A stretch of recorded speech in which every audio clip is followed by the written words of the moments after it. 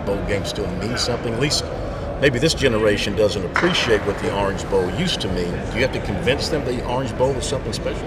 Well, I mean, I think that there's a part of that. I mean, we didn't have anybody opt out last year, and we've got one this year. So I think this is the first time we've ever had a guy opt out since maybe in 20 years since I've been at Clemson.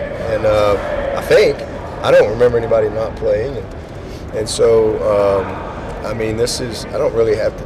I haven't had to do a lot of convincing. These guys are all out here, and they all want to play. They're all excited about going to the bowl game, and honestly, these are the experiences that when it's all said and done, that they're going to remember and cherish. These times, these moments. But the culture's different. Things have changed. Society's changed. So it's, I think, more guys not playing for whatever reason.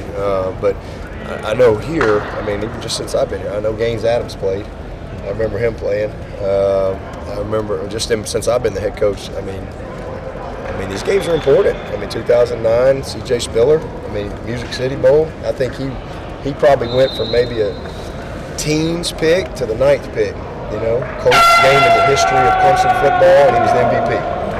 The Bills are probably up there going, okay, I like him a little bit more now, right? And it was in 10, Daquan, the Bronco Nagurski winner, up there, we're a 6-win team. He finished these guys. And, I don't know who we had in 11. Do we have anybody in 11? 12 was Nuke Hopkins. Y'all think Nuke Hopkins is a first rounder without that dominant performance he had against LSU? Probably not. 2013 was Sammy Watkins. He was a surefire first rounder. I don't know that he was the 4th pick in the draft until after the Orange Bowl. I think he had about 16 catches, and that game was pretty important. And 2014, the Russell Athletic was Vic Beasley and Stephon Anthony, 2 first rounders. So I mean, it's to each his own. I think certainly as a coach, you always want your best players, but at the end of the day, you just want to know who's ready to play and who's all in, and get ready to go play. But you don't really spend any time worrying about it. But I do think that at least here, this game's been important to a lot of people. Guys have always chosen to play, but if they don't, no big deal. Let's get the guys that are ready to play, and let's go play. What did you see from Jeremiah Trotter this year? He goes from kind of a behind-the-scenes guy a little bit last year, and this year he earned second-team All-American. Tough sledding in the ACC, isn't it? Yeah. Guy can't make All-ACC, man, and but he'd make All-American.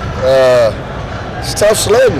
Make All-Conference as a Clemson Tiger. I can't figure that one out, but he's just a baller. I mean, he's an incredibly instinctive player. He's exactly what we thought he'd be in the recruiting process. I mean, obviously he's grown up around the game his whole life, and he got a chance to really learn last year behind 2 great ones in Skousk and Balin, and he's put the work in. He's incredibly focused. He's not a distracted kid. He's about his business all the time. He handles himself. He acts like a pro. I mean, he's one of them guys you tell people, you want to be a pro? Well, how about act like one? How about think like one? How about work like one? How about prepare like one? Study like one? Make sure what your actions and your habits align with what you want. He's the epitome of that. He knows exactly what he wants. His actions and his habits align exactly with what he wants. And so he's on his way. And it was good to see him have the type of year. These last, 5 games or so? I mean, he was as good as a player as there was on the field and in the game, and it really gives him a lot of momentum and sets him up, going into next year to be exactly the type of person. And the biggest thing, I mean, you see it in the production on the field, but it's who he's becoming as the quarterback, as the leader. He and Barrett, 2 special guys. Yeah. Woodaz moves up. Did you give any advice to him? Yeah, I mean, you just give him the information, NFL-wise and all that stuff, and then, talk through whether you want to play or not. And again, every coach wants your best players. I mean, you certainly wish you had all your best players, but again, you understand it, you get it, you respect it. And, you don't have to. You can agree to disagree and still love each other, right? So I just gave him my thoughts, and it's his decision. It's not my decision. So his decision, and high five him, love him up, see you at the banquet. Let's get. We got to go get ready to play. Take a couple more for Coach. Coach, with signing day next week, seems like the hay's pretty much in the barn, as is usually the case. Yep. Yeah. He's pretty much in the barn. Maybe the door's cracked a little bit. Maybe we can stuff a little bit more in there. But today, in our world now, right? It's every day in college football from a roster management. Every day is a new day when it comes to roster management. So there is no. Today we're in a really good spot. Tomorrow may be different. I don't know. That's just the reality of college football.